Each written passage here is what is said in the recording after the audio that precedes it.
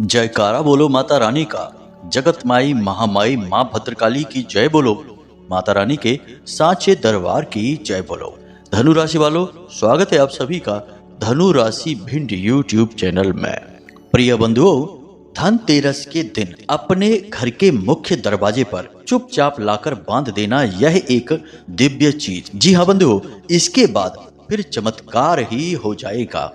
और वह चमत्कार यह होगा कि आपके जीवन पर किसी भी प्रकार का तंत्र मंत्र, टोना टोटका, काली क्रिया या फिर नकारात्मक ऊर्जा होगी, वह तुरंत ही समाप्त हो जाएगी। माता लक्ष्मी और भगवान धनवंतरी की सीधी कृपा आपको प्राप्त होगी। और इन सब से बढ़कर आपके जो दुख हैं, जिनकी वजह से आप लगातार परेशान हैं, इन संपूर्ण दुखों का जो मूल कारण है वही ही समाप्त हो जाएगा। यानी कि एक ही बार में आपके संपूर्ण दुखों का नाश हो जाएगा। यह एक चीज इतनी अधिक शक्तिशाली है कि श्रीमद् भागवतम में इसके विषय में बहुत ही गहराई से समझाया गया है। और इस एक चीज का सीधा संबंध भगवान धनवंतरी से है और माता लक्ष्मी से है। अब ऐसे में आपको हर हालत में इस एक चीज के विषय में जानना है, क्योंकि हम जानते हैं कि आपके जीवन में परेशानियों का जो दौर है वह लंबे समय से चला आ रहा है। आप लगातार जीवन में आ रही तकलीफों, दुखों, धोखे, अपमान और अड़चनों से परेशान हो चुके हैं। अब ऐसे में आपको कोई एक ऐसा समाधान चाहिए जो आपकी संपूर्ण समस्याओं का एक बार में नाश कर सके। हालांकि आपने छोटे छोटे कई और उपाय पहले भी किए हैं, लेकिन उनके प्रभाव इतने अधिक शक्तिशाली नहीं रहे हैं, क्योंकि कभी कोई उपाय आपने ठीक से नहीं किया, यानी उसमें कोई गलती कर दी, कभी आपने उस उपाय को पूरे भाव से नहीं किया और कभी उस उपाय को करने का सही समय और काल नहीं था। लेकिन बंधुओं, अब यह जो समय आपके जीवन में आ रहा है, इसे अब हाथ से आप मत जाने देना। इस एक चीज के विषय में संपूर्ण जानकारी प्राप्त कर लेना। हम आपको केवल इस एक चीज के विषय में नहीं बताएंगे, अन्य बहुत ही शक्तिशाली और बेहद ही कारगर जानकारी भी आपको देंगे, जो विशेष धनतेरस के दिवस के लिए ही रहेगी और खास तौर से आपकी राशि के जातकों के लिए ही तैयार की गई है। आज का यह जो कार्यक्रम है, यह आपके जीवन में संपूर्ण परिवर्तन लेकर आने की दम रखता है। बस आपको इस कार्यक्रम को अंत तक देखना है, हर हालत में देखना है और आने वाले धनतेरस के दिवस पर इस विशेष क्रिया को कर डालना है। गुप्त रूप से इस क्रिया को करना है, किसी को इसके विषय में कोई जानकारी मत देना और इस क्रिया को करने में कोई गलती भी मत करना। अपने मन में भगवान धनवंतरी के लिए, माता लक्ष्मी के लिए पूर्ण भाव बनाकर रखना और वह कैसे बनेगा, इसके विषय में भी हम आपको मार्गदर्शन देंगे। जी हाँ बंधु, एक सच्चे गुरु का यही कार्य होता है कि वह शिष्य की हर एक कमजोरी को जानते हुए, समझते हुए उसे सही मार्गदर्शन प्रदान करता है, ताकि कमजोर से कमजोर शिष्य भी जीवन में तरक्की कर सके, दुखों से मुक्ति प्राप्त कर सके और आगे बढ़ सके। इसीलिए हम आपको यह भी बताएंगे कि इस उपाय के प्रति आपको अपने मन में भाव कैसे उत्पन्न करना है, क्योंकि बाकी तो सारे कार्य आप कर सकते हैं, लेकिन मन के जो भाव हैं, जो भावनाएं हैं, वे आपके काबू में नहीं रहती हैं। इसलिए इन भावनाओं को काबू में करने की विधि भी आपको जानना बेहद अनिवार्य है। हम लंबे समय से यह देख रहे हैं कि वैसे तो बहुत सारे लोग हमारे उपायों से अपने जीवन में परिवर्तन लेकर आए हैं, परंतु कुछ ऐसे लोग भी हैं जो कहते हैं कि गुरुजी, हमने उपाय तो किया, परंतु उस उपाय का जैसा फल मिलना चाहिए था वैसा फल नहीं मिल पाया है। तो जब उनसे बात करते हैं तो पता चलता है कि उनके अंदर भाव की कमी रह गई थी, जिसकी वजह से यह कार्य नहीं हो पाया। तो अब हम आपको इस समस्या का समाधान भी बताएंगे। कहने का मतलब यह है कि यह कार्यक्रम आपके जीवन में जो परेशानियां हैं उन्हें जड़ से समाप्त करने वाला है और भविष्य में भी आपके जीवन में कोई भी परेशानी, अड़चन, कोई भी रुकावट ना आए, इसके लिए हम एक मजबूत इंतजाम भी करने वाले हैं। तो अब ऐसे में आपको यह कार्यक्रम अंत तक अवश्य देखना है। बंधुओं, हम आपके लिए बहुत मेहनत करते हैं, लगातार आपके लिए सर्वोत्तम, सर्वश्रेष्ठ और काम करने वाला प्रामाणिक ज्ञान लेकर आते हैं। बस हम बदले में यह चाहते हैं कि आप इस ज्ञान को अवश्य ग्रहण करें, कार्यक्रम को अंत तक देखें। यदि आप देखेंगे नहीं इस कार्यक्रम को तो फिर कैसे हमारी मेहनत सफल होगी, हमारी भक्ति सफल होगी, और सबसे बड़ी बात कि आपके जीवन में परिवर्तन कैसे आएंगे। डॉक्टर दवाई अगर देने को तैयार है और मरीज खाने के लिए ही तैयार नहीं होगा तो वह ठीक कैसे होगा। फिर इसमें डॉक्टर की ही क्या गलती है, दवा की भी क्या गलती है, गलती तो उस मरीज की ही है। इसी प्रकार आपको भी इस कार्यक्रम को अंत तक देखना है। ऐसी भूल मत कर बैठना। ऐसे जबरदस्त बेहद ही शक्तिशाली ज्ञान से ओतप्रोत कार्यक्रम रोज तैयार नहीं होते हैं। आप सचमुच में भाग्यवान ही हैं, माता रानी की आपके ऊपर कृपा ही है, तभी आप आज इस कार्यक्रम पर आ पाए हैं। तो बस इन सब बातों का ख्याल रखिए, कुछ समय धैर्य के साथ ठंडे दिमाग से इस कार्यक्रम को देखिए और हर एक बात का मनन करिए और जीवन में उतारिए, और धनतेरस के बाद 100% आपका जीवन बदलेगा। हम आपको गारंटी देते हैं इस बात की। तो चलिए बंधु, आज के इस विशिष्ट कार्यक्रम की शुरुआत करते हैं, लेकिन इससे पहले हम चाहेंगे कि आप माता रानी को आभार अवश्य व्यक्त करें, क्योंकि बिना माता कृपा के कुछ भी संभव नहीं है। बिना माँ की कृपा के तो शिव भी शव के समान है, तो फिर हम और आप हैं ही क्या। तो चलिए जल्दी से कमेंट बॉक्स में लिखिए, जय माँ भद्रकाली कृपा करो, साथ ही साथ जय माँ लक्ष्मी कृपा करो। माता रानी आपके ऊपर पूर्ण कृपा करेंगी, आपका जीवन 100% बदलेगा ही बदलेगा। याद रखना बंधु, जिन पर कृपा मात की होई, तिन पर कृपा करे सब कोई। इसी के साथ साथ बंधु, हमारा आपसे एक निवेदन और है कि यदि आप इस चैनल कार्यक्रम पर पहली बार आए हैं तो आप इस चैनल को सब्सक्राइब अवश्य कर लें। ऐसा करके आप न केवल हमारे बल्कि माता रानी के इस दिव्य परिवार के सदस्य बन जाएंगे, और फिर आपके जीवन में माता रानी की कृपा स्वयं प्रवेश कर जाएगी, क्योंकि यह तो माई का दरबार है।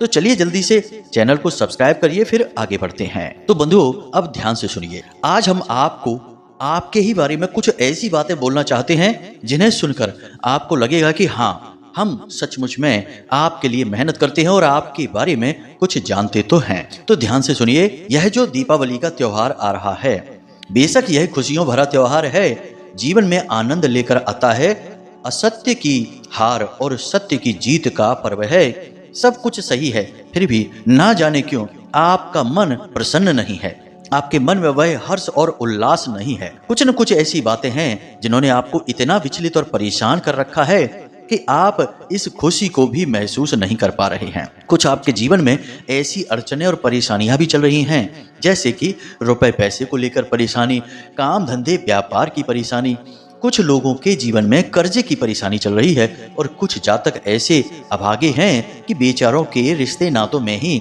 बड़ी समस्याएं हैं, दाम्पत्य जीवन का भी सुख नहीं ले पा रहे हैं। तो कैसे इन त्योहारों का आनंद ले पाएंगे। हालांकि आप दूसरों को दिखाने के लिए अपने चेहरे पर मुस्कुराहट अवश्य लेकर आ जाते हैं और दूसरों के साथ बैठकर थोड़ी बहुत इधर उधर की बातें भी कर लेते हैं, परंतु मन ही मन आपके एक उलझन है, एक बेचैनी है, जैसे आप ना तो किसी को बता पा रहे हैं और ना ही आप इसका समाधान भी निकाल पा रहे हैं। अब एक बात और है कि आप यह भी जानते हैं कि आप किसी को बता भी देंगे तब भी आपकी समस्या का समाधान तो हो नहीं जाएगा, और ना ही लोग आगे बढ़कर आपकी मदद करने के लिए आएंगे। पता नहीं क्यों आपके साथ ही कुछ ऐसा होता है कि आप चाहे भले ही किसी के लिए कुछ भी कर दें, लेकिन लोग आपके जब परेशानी के दिन होते हैं, जब आपको मदद चाहिए होती है, तब आगे बढ़कर नहीं आते हैं, और तो और आपकी परेशानियों का मजाक तक उड़ाते हैं। आपकी दिक्कत और आपकी समस्याओं को लेकर पीठ के पीछे उल्टी सीधी बातें भी करते हैं।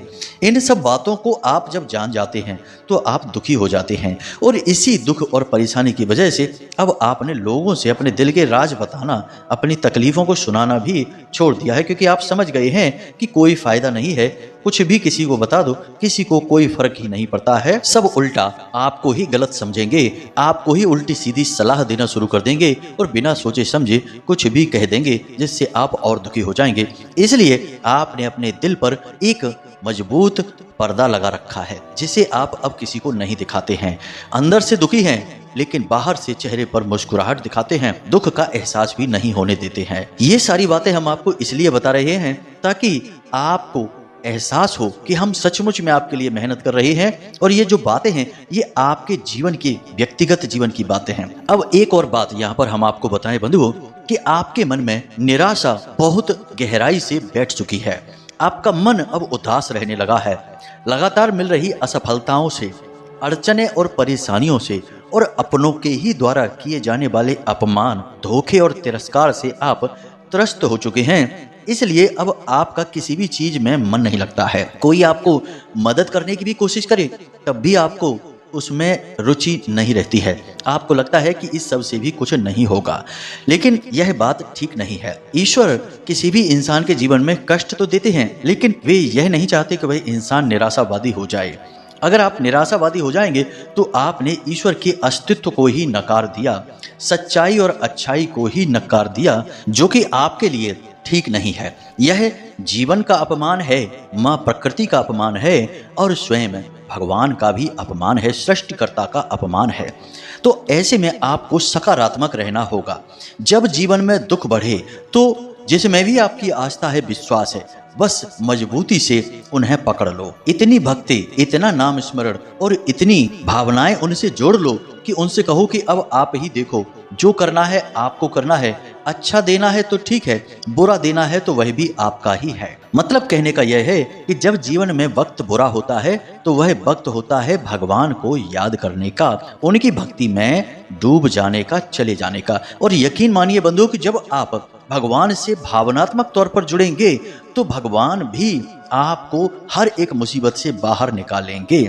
यही है जीवन का सार और वेद, पुराण, रामायण और गीता का सार। अब ये सारी बातें हम आपको केवल इसलिए बता रहे हैं ताकि आप मानसिक तौर पर सकारात्मक विचारों के लिए तैयार हो जाएं और एक नई उम्मीद की किरण आपके मन में जागे। याद रखना कि घना अंधेरा चाहे कितना ही क्यों ना हो, उम्मीद की एक किरण हमेशा बाकी रहती ही है। आपको बस वही उम्मीद की किरण ढूंढनी है। अब आपको हम बताते हैं धनतेरस के दिन इस विशेष क्रिया को करने के विषय में। सबसे पहले आपको अपने मन में भाव उत्पन्न करना है। चाहे कोई भी क्रिया आप किसी भी दिन करें, उसके लिए आपको मानसिक तौर पर सुबह से ही तैयार होना होगा। तो आपको क्या करना है, सुबह से ही धनतेरस का जो दिन है उसी दिन सुबह से आपको क्या करना होगा, जरा ध्यान से समझिए। जब आप सुबह सोकर जागें तो अपनी दोनों हथेलियों को आगे रखकर कराग्रे मंत्र का जाप अवश्य करें। उसके बाद अपने पितृ देवता, अपने कुल देवता और सूर्य देवता को धन्यवाद अवश्य दें।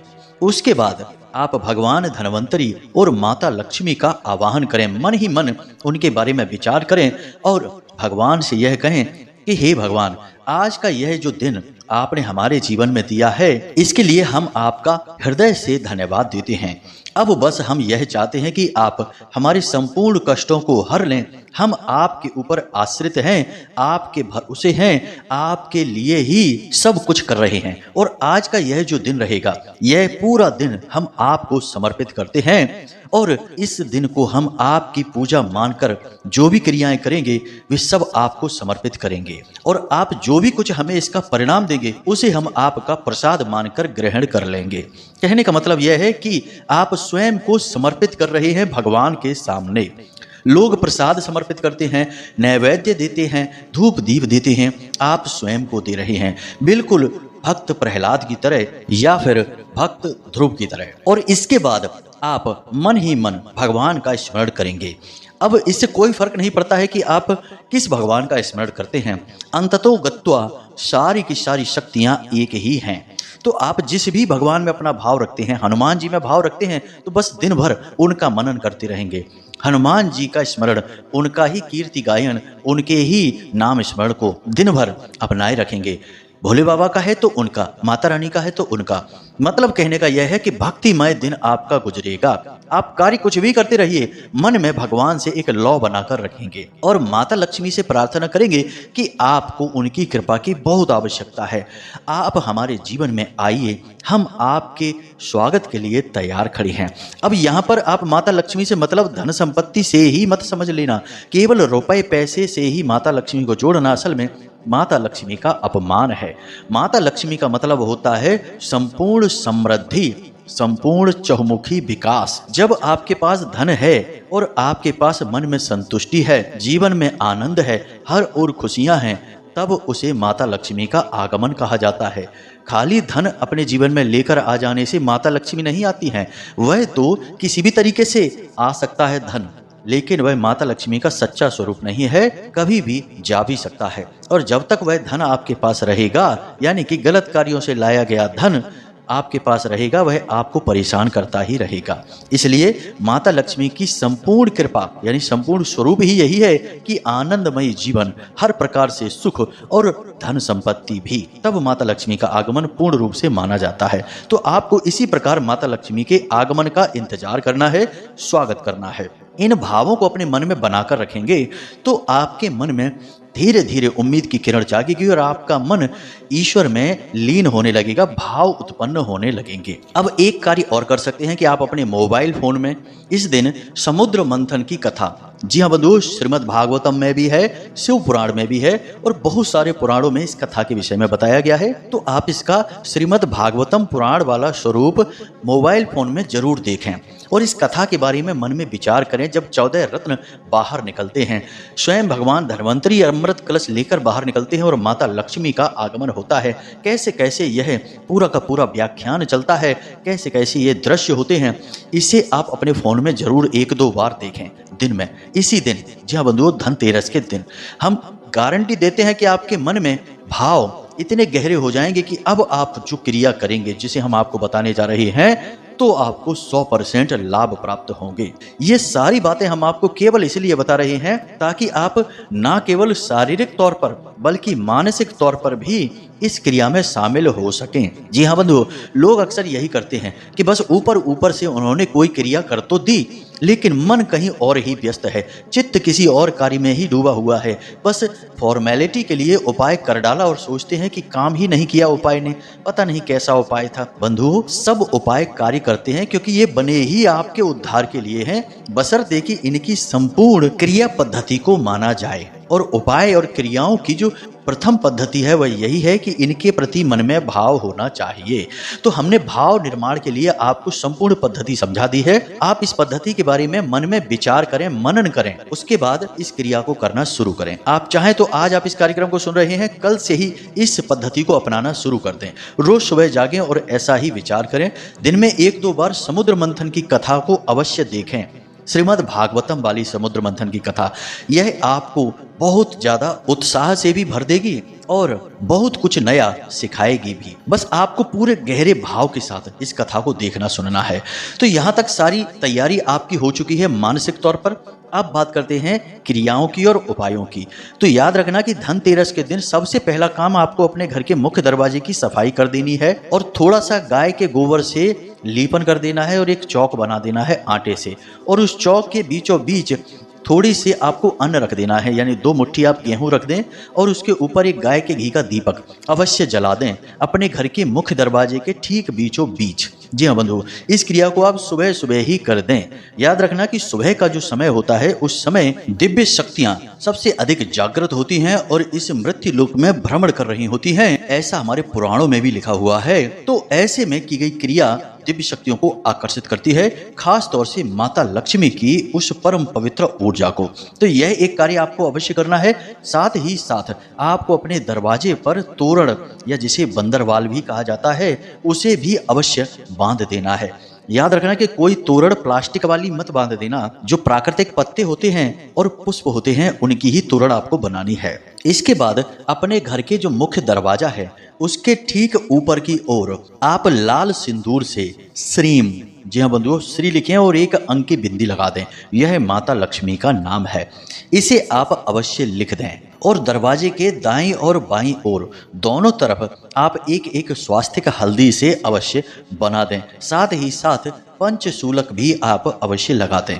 इतना कार्य आपको करना बेहद आवश्यक है क्योंकि आपको दिव्य शक्तियों को आकर्षित करना है और इस कार्य से दिव्य शक्तियां आपके घर की ओर आकर्षित होंगी। यह कोई नया कार्य नहीं है।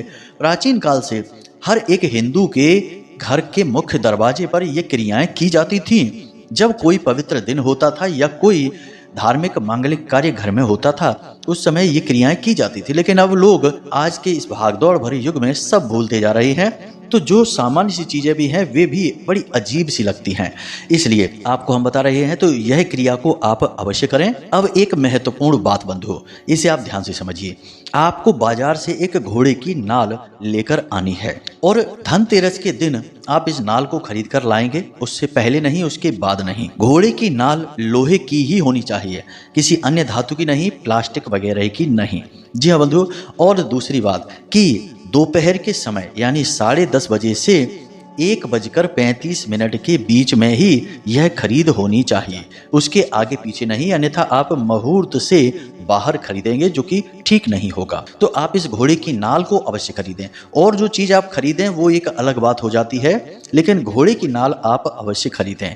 अब इस घोड़े की नाल के साथ आपको एक प्रयोग करना होगा। सबसे पहले आपको इस घोड़े की नाल को अपने घर लाना है और गंगा जल से इसे शुद्ध करना है। उसके बाद इस घोड़े की नाल को अपने पूजा घर में रखना है, भगवान के चरणों में रखना है। जैसे माता लक्ष्मी की तस्वीर है, भगवान नारायण की तस्वीर है, उनके चरणों में रखना है। और उसके बाद आपको इस पूरी घोड़े की नाल को लाल रंग की मौली से लपेट देना है, यानी कि यह गोल सी होती है तो आपको इसे पूरा धागे से लपेट देना है, मौली से लपेटना है, किसी सामान्य धागे से नहीं, जिसे हम कलावा भी कहते हैं। पूरी इसे ढक देना है और उसके बाद आपको इस नाल का पूजन करना है। जी हाँ बंधु, सामान्य तौर पर पूजन करेंगे, यानी लाल सिंदूर लगाएंगे और उसके बाद दीपक जलाएंगे और भगवान के सामने इसे रखा छोड़ देंगे।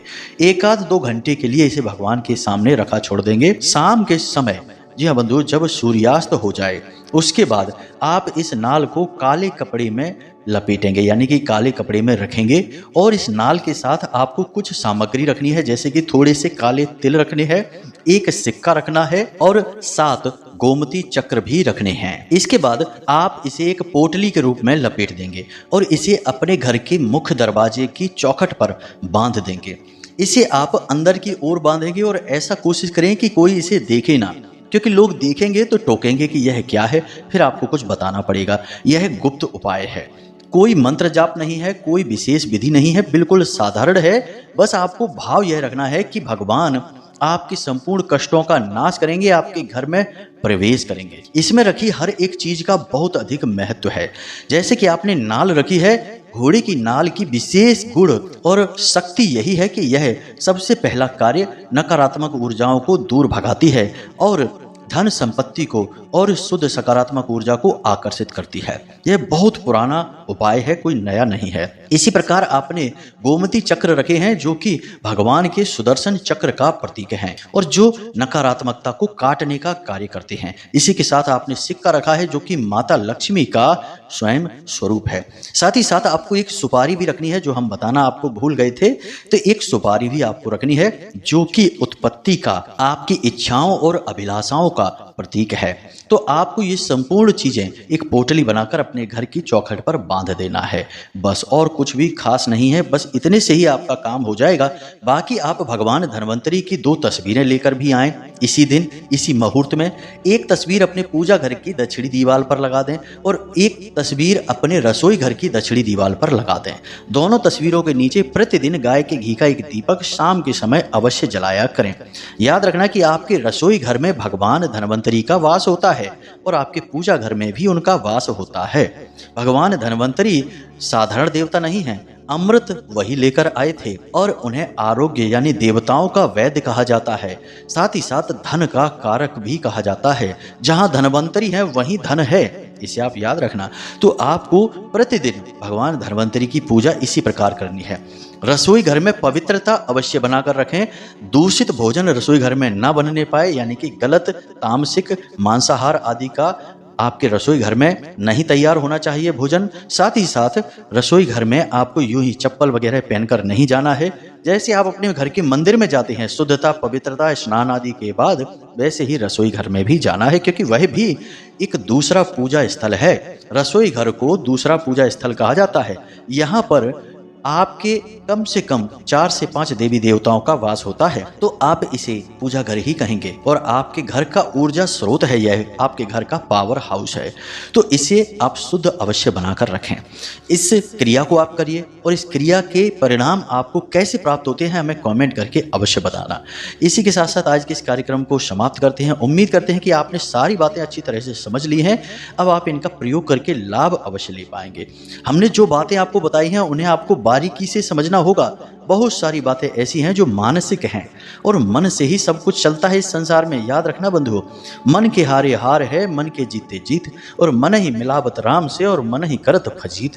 तो आपको यानी अपनी सफलता यानी राम से मिलना है तो मन से ही आपको संकल्पित होकर चलना होगा, अन्यथा जीवन में फजीत तो होती ही है। तो इसी के साथ साथ कार्यक्रम को समाप्त करते हैं। कोई प्रश्न यदि आपका मन में उठे तो आप कमेंट करके पूछ लें या फिर व्हाट्सएप नंबर पर मैसेज करके पूछ सकते हैं। हमेशा हंसते रहिए, मुस्कुराते रहिए, सकारात्मक रहिए और दिन में एक बार मंदिर अवश्य हो आइए, क्योंकि आपका उद्धार तो वहीं से होगा।